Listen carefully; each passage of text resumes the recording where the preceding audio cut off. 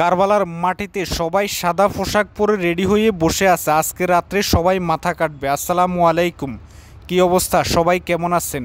আশা করছি ভালো আছেন। আলহামদুলিল্লাহ, আল্লাহর রহমতে আমিও ভালো আছি। আবারও চলে আসলাম 10 মুহররমের রাতের বেলার কারবালার ভিডিও নিয়ে। আশা করছি সবাই ভিডিওটা শেষ পর্যন্ত দেখবেন। রাতের বেলা কারবালার রাস্তায় হাঁটতেছি।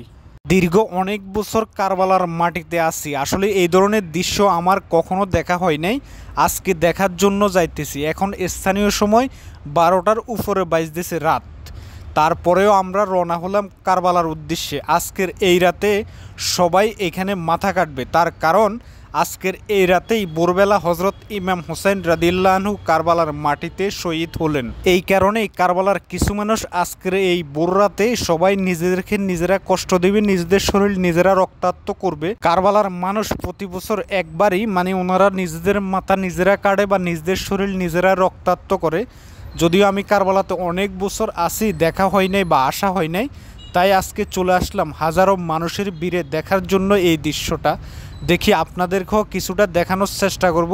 আপনারা সবাই ধৈর্য সহকারে ভিডিওটা শেষ পর্যন্ত দেখেন।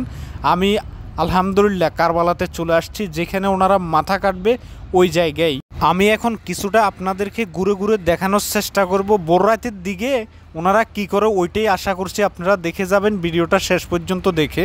তো দেখা যাক এখানে কি করতেছে। দেখতেছেন এখানে সবাই রেডি হইতেছে সাদা পোশাক বা পরে, অনেকে অজু টজু দিয়েও রেডি হইতেছে। এমনও হতে পারে কারবালাতে সকালবেলা 2-4 জন মানুষ মারা যাবে। আসলে প্রতি বছরই মারা যায়, জানি না এবার কি হয়।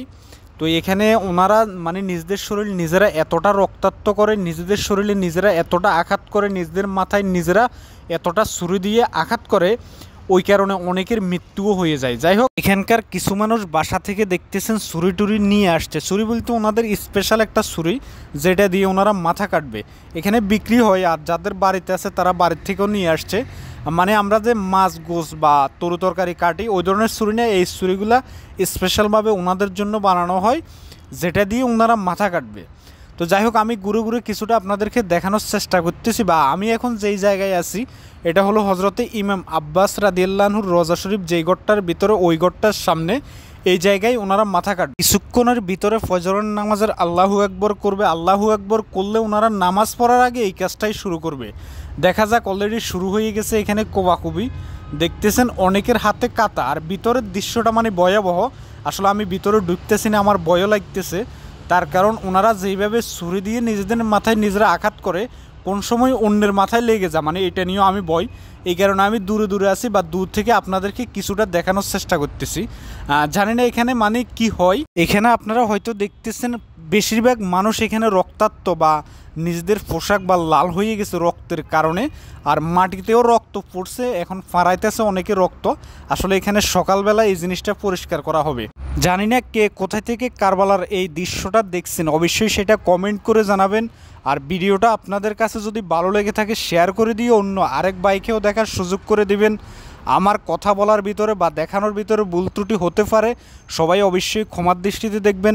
আজকের জন্য এই পর্যন্ত, দেখা হবে ইনশাআল্লাহ নতুন কোনো ভিডিওতে। সবাই ভালো থাকবেন, আল্লাহ হাফেজ।